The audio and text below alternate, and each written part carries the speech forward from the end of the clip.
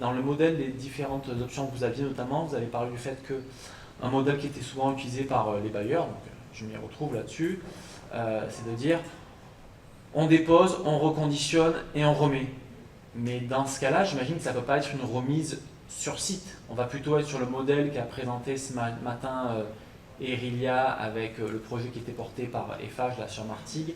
C'est-à-dire, je prends un site, je reconditionne, parce que quand on fait de la réhabilitation en site occupé, ben, il faut qu'il y ait un WC le jour même. Quoi. On peut pas, donc j'imagine que c'est ça un peu le modèle. Ils prennent, ils font reconditionner, ils mettent ailleurs. Quoi. Donc, non, pas sur... Ouais, et puis on n'est pas toujours en site occupé.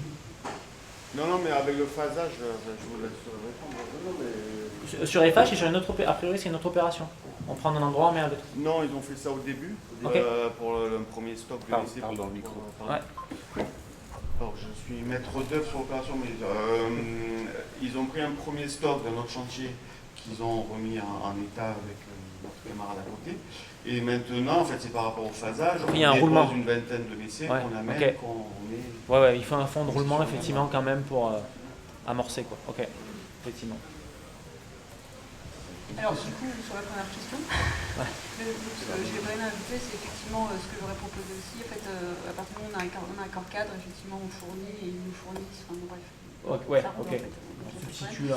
Et quand bien même ce ne serait pas un accord cadre, moi je rejoins votre solution, c'est qu'il faut amorcer le truc et à un moment donné. En plus, c'était sur site, il me semble, le reconditionnement. Non.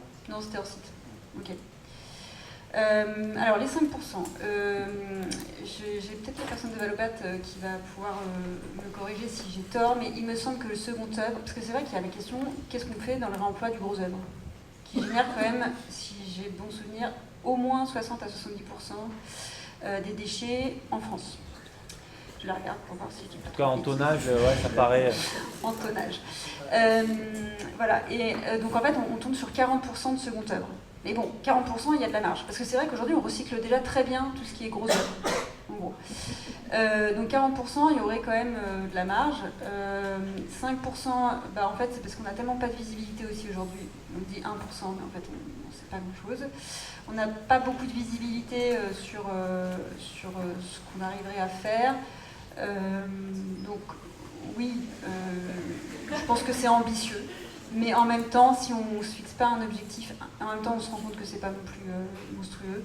Si on ne se fixe pas un objectif, on va nulle part. En fait, c'est un peu ça. Non, mais moi je parle vraiment hors recyclage, quoi, sur le réemploi pur. Ouais. C'est 5% de matériaux de réemploi pour Ouais, employer de tonnage total de déchets en France. Donc c'est ça l'objectif. Parce que globalement, enfin, la question, ça se résume à outre les équipements sanitaires, les chemins de câbles, éventuellement un petit peu les sols. La parfois structure, on en a parlé ce matin, la pierre, il y a quand même des matériaux inertes qu'on réemploie aujourd'hui, qu'on peut garder sur site, tout ce qui est terre cuite. Ça se fait, les tuiles. Et du coup, un peu dans la continuité de ça, dans votre enquête sur les filières de réemploi que vous aviez faite, Ouais. est-ce qu'il y a des matériaux qui vous ont surpris ou ça n'intéressait pas les entreprises de les réemployer et vous dites, bah, tiens, moi j'aurais pensé que c'était intéressant. Parce qu'effectivement, on va dire que c'est très ponctuel finalement. Dans le bâtiment, il y a des millions d'autres matériaux. Qu'est-ce qui vous est paru voilà, que ça n'intéressait pas la filière? Moi, je suis étonnée de ne pas voir les chemins de câbles. Déjà, je pensais franchement qu'ils ressortiraient avant les radiateurs, parce qu'en fait, les dommages consécutifs au sinistre sont bien moins élevés que les radiateurs. Après, il faut voir aussi que sur ce genre d'enquête, il y a un biais énorme sur les gens répondent ce qu'ils connaissent. Donc, en fait, moi, je ne suis pas non plus si surprise de ça, de ne pas voir des matériaux. Et après, pour reparler par exemple puisqu'on a parlé un peu de la pierre ce matin, mais pour avoir aussi, c'est des choses qui ne sont pas très faciles à employer parce que ça demande tout de suite de transport lourd, faut tout de suite, on n'est pas en ville, on doit être à l'extérieur parce qu'ensuite il y a des scies, il y a des choses, enfin on retraite un matériau, voilà, qui... Donc c'est pas... Ce qui est intéressant, je trouve, dans ton approche, c'est que on est quasiment industriel et donc du coup on voit que sur le sujet des sanitaires, on a un problème d'isolation, mais sur un sujet pierre, on a un problème, le site faut qu'il y ait des scies, et donc on est à nouveau dans un sujet presque d'industrialisation du réemploi avec du coup les contraintes qui sont spécifiques finalement à chaque filière de réemploi. Donc peut-être c'est pas une filière de réemploi, mais c'est des filières de réemploi. On a des contrôleurs techniques, notamment la PAD aujourd'hui, qui sont vraiment pas du tout partants sur le réemploi des matériaux électriques. C'est pas le cas de tous, mais on a un super avantage, c'est qu'il y a quand même un acteur, je ne sais pas si on a quelqu'un de Pacaled aussi aujourd'hui, qui fait du relamping, donc ça c'est en région PACA, mais on a aussi Proclus, qui rayonne à l'échelle nationale, qui a sa propre plateforme et qui a vraiment, qui pareil, regarantit ses matériaux, mais là on a vraiment, c'est des terminaux électriques, hein, qui va plus loin que effectivement, des matériaux comme la boîte des tableaux. Et vraiment c'est un super travail qu'ils font. Ils vendent des BES, des dalles LED reconditionnées qui regarantissent 1 ou 2 ans, et en fait en fonction, voilà, il y a une police d'assurance, il faut la payer, mais bien, globalement c'est intéressant. Et ils ont des process de reconditionnement qui sont certifiés et acceptés par, là, globalement, toutes les assurances. Est-ce que vous êtes rapproché des grandes surfaces de bricolage pour éventuellement écouler? Et après, juste une dernière remarque, je trouve que vous avez énormément de WC suspendus. Vous avez presque autant de WC suspendus que de WC sur pied. Et nous, dans nos opérations de réhab, on n'en voit jamais. Là, donc vous avez un parc riche. Alors, première question. Donc, en fait, un grand distributeur avec qui on travaille, c'est CDO. Mais il revend uniquement aux professionnels. Il faut savoir que c'est quand même pas tout à fait la même chose de vendre à des particuliers et à des professionnels. Vendre à des professionnels, ils sont considérés comme sachants, donc en fait, c'est pas du tout les mêmes assurances qui sont mobilisées par rapport à vendre à un particulier. Donc nous, on a voilà, on est sur ce créneau-là de vendre uniquement à des pros, et donc c'est pour ça qu'on a CDO, et en Ile-de-France, CDO revend nos sanitaires reconditionnés. Mais c'est un travail, hein. Enfin, je veux dire, il faut qu'ils soient intéressés. Et là aussi, il y a un vrai travail de sensibilisation, mais eux aussi, il faut qu'ils fassent le relais auprès de leurs consommateurs. Sur nos photos, c'est intéressant. Alors, c'est marrant parce qu'on a eu un petit surplus de sanitaires suspendus là, début janvier, février, parce qu'en fait, nous, on travaille principalement avec des bailleurs sociaux aujourd'hui, qui sont intéressés par le reconditionnement. Et donc, le flux le plus grand, ça reste les sanitaires sur pied. Et le tertiaire commence un petit peu à s'intéresser au réemploi, de plus en plus. Et donc, voilà, on a fini par écouler notre stock. Enfin, voilà, on arrive à... Il n'est pas trop dormant, les sanitaires suspendus. Mais l'acceptabilité est plus difficile dans ce type de bâtiment. Voilà. Il faut voir que les architectes et les maîtrises d'ouvrage livrent souvent en blanc les opérations, et du coup les sanitaires, c'est le seul endroit où on peut mettre des matériaux un peu, voilà, et ils ont très peur que si on met du réemploi, à l'image du projet en pâtisse. Voilà. J'avais une première question sur un peu le pourcentage de ce que vous transformez ou pas. Est-ce que vous faites une manipulation sur tout ce que vous récupérez, ou il y a des produits que vous ne manipulez pas? Et j'ai une deuxième question par rapport au prix que vous fixez. Est-ce que vous fixez le prix, prenons le sanitaire par exemple, par rapport à la généralité d'un toilette classique, ou en disant c'est 100 €, ou est-ce que vous regardez le prix du modèle? Parce qu'admettons que vous avez acheté vous avez récupéré un toilette qui vaut 600 €, est-ce que vous le vendez quand même 105, ou est-ce que vous le vendez 750? J'enchaîne, comme ça vous pouvez peut-être répondre. Moi j'avais une question par rapport au bassin d'approvisionnement et d'écoulement de votre plateforme. Vous êtes dans le tissu urbain parisien, qui est un tissu construit énorme. Je m'interrogeais par exemple sur la reproductibilité ou pas de ce type de plateforme sur des villes moyennes françaises, voire petites villes. Ville moyenne, taille Avignon, Valence, petite ville, taille, je sais pas, voilà, on les Arles et compagnie. Et aussi, du coup, la question qui se pose, c'est votre bassin d'approvisionnement, puisque petite ville, plus gros bassin. Jusqu'où est-ce que vous savez d'où viennent, quelle est la distance max, d'où viennent vos produits de réemploi et où vous les écoulez? Alors la première question, c'était, ça renvoie un peu au taux de perte, globalement. Oui, tous les matériaux, globalement, ils sont nettoyés aujourd'hui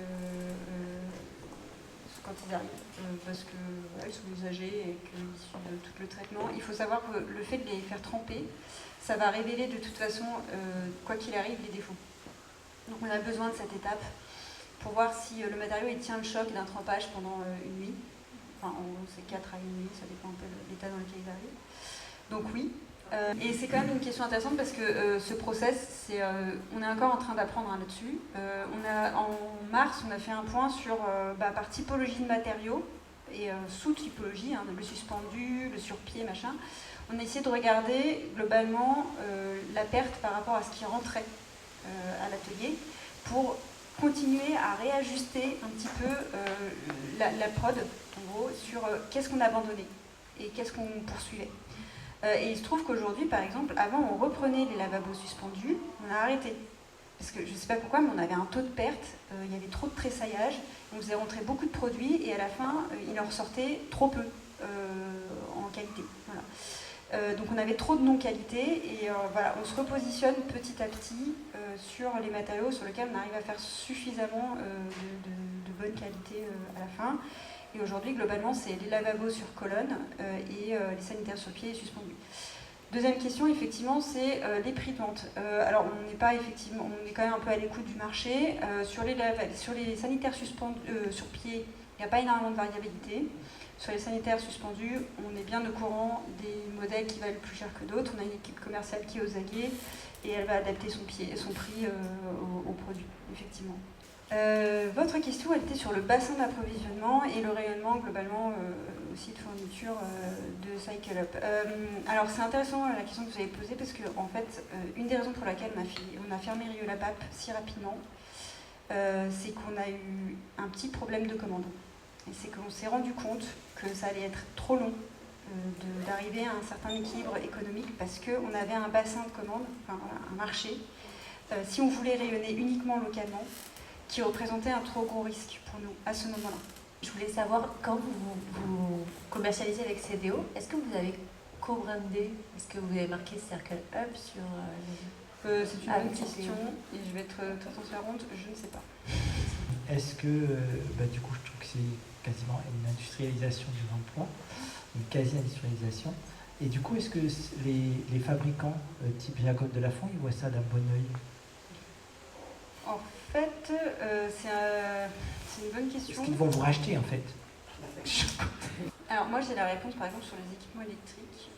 On avait essayé, il y a 2-3 ans, de travailler sur les BES. Et en fait, on avait compris que pour reconditionner un BES, globalement, il faut vérifier la batterie. Je pense qu'aujourd'hui, tout le monde le sait. Globalement, il faut vérifier qu'elle tient 1 heure après 24 heures de charge. Et on avait demandé à Legrand, ça ne vous intéresserait pas de vous associer avec nous pour reconditionner les BES. Et en fait, c'est pas leur modèle aujourd'hui. Eux, ils distribuent des matériaux neufs, ils ont des chaînes de production et de distribution hyper optimisées. Tous les problèmes là qu'on est en train de régler, on les règle tout seul. On a cette flexibilité et cette conviction qu'il faut le faire. Mais sur des grandes entreprises qui sont bien établies, j'ai l'impression que l'agilité qu'il faut... mais vous êtes en mode start-up pour l'industrie. Alors on est plus start-up, malheureusement. Est-ce que vous pouvez nous dire pourquoi il faut faire comme du neuf? Parce que ça se vend mieux.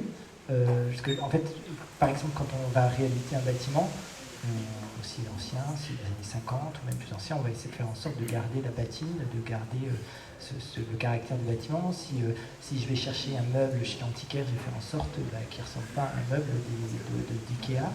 Et pourquoi finalement, quand je réemploie un sanitaire, quand je réemploie, je ne sais pas quoi, un meuble au plafond, il faut qu'elle ait l'air comme une œuvre? Parce qu'on s'adresse à un secteur qui est industrialisé, auquel il faut répondre aux besoins des standards. C'est des standards d'assurance, c'est des standards de performance, de caractéristiques architecturales. Je ne pense pas aujourd'hui que, notamment dans le logement, les gens ils soient prêts à avoir des faux plafonds qui ne ressemblent pas à un faux plafond parfaitement neuf.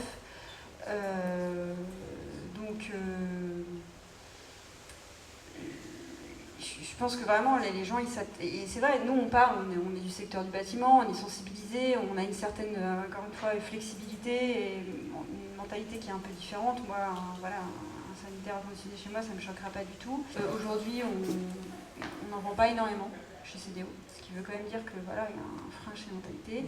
Et en fait, le frein aussi commence à partir des entreprises de travaux, et nous on le sent très bien, et c'est pour ça que c'est important d'avoir un lieu comme ça où on les invite tous les plombiers, on essaie de les faire venir, et parce qu'en fait, quand on leur parle au téléphone, on leur explique, on leur dit mais regardez, il y a une fiche technique, regardez, il y a un cahier des charges, et il y a des défauts non acceptables, et donc c'est ça les défauts acceptables, c'est ceux-là qu'on écarte, il y a une garantie, etc.